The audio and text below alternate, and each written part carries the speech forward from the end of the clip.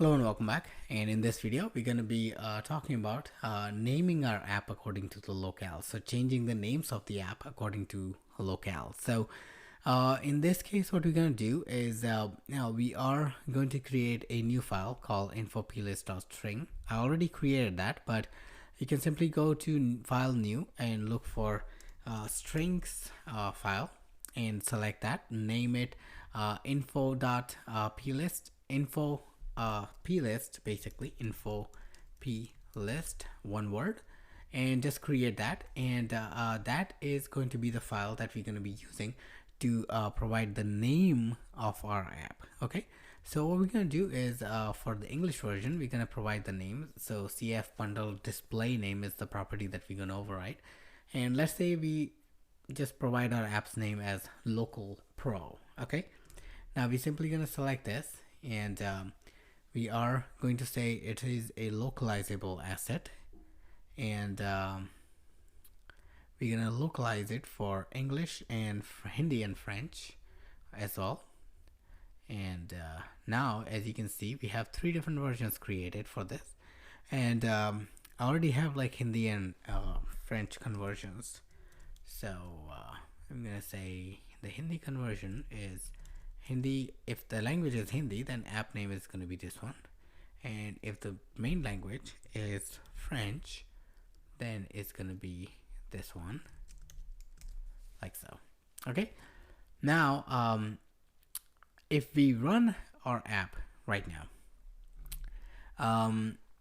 and if you notice, I'm running this in French scheme.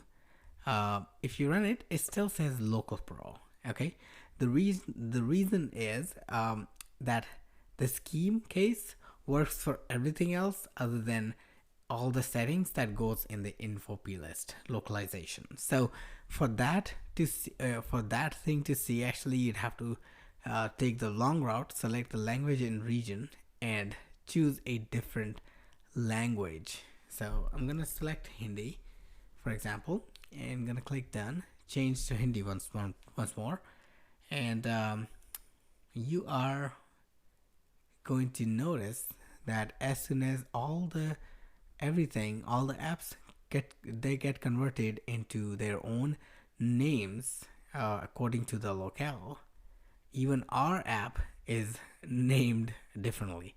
I have another app that I was creating, like, for this video, so that's why it has the same name. But as you can see, like, this is our app, and basically it has the same